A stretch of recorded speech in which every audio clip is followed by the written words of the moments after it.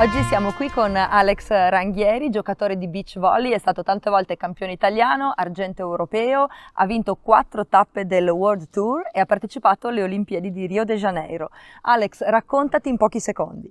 Allora, sono un ragazzo molto legato alla propria famiglia, a cui piace molto la natura.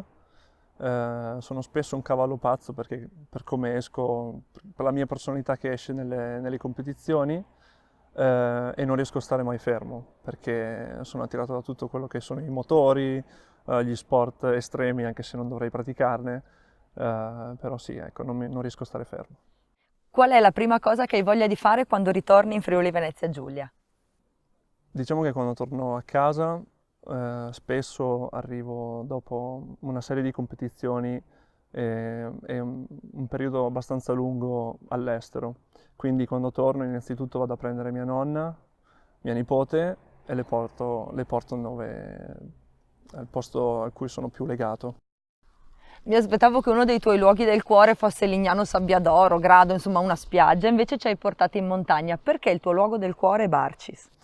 Esatto, proprio a me piace proprio il contrasto, perché io la spiaggia la vedo sempre e quindi ho bisogno di disintossicarmi e di stare in una zona dove sono tranquillo con gli amici e con la mia famiglia. Vengo spesso con gli amici o con mia nipote, mia sorella così e spesso andiamo con la canoa, nuotiamo, ci lanciamo dal pontile o se no andiamo a visitare il canyon esattamente sotto al ponte tibetano. Ci hai raccontato che qui a Barcis porti la famiglia, la nonna, la sorella, la nipote, ma un'amorosa? No, nessuna morosa, ancora nessuna morosa, infatti io quando la trovo la porterò sicuramente.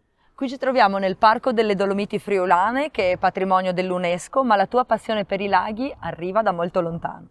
Esatto, io ho la fortuna di avere una parte della mia famiglia che ha viaggiato molto, è stata emigrante dalla parte dei nonni materni e mia mamma è nata prima in Argentina e poi è vissuta per all'incirca quasi 20 anni in Canada e quindi lei è cresciuta con i pattini, patinando sul ghiaccio e in estate faceva il bagno al lago, quindi la prima cosa che ha fatto appena sono nato è stata quella di portarmi in questo lago.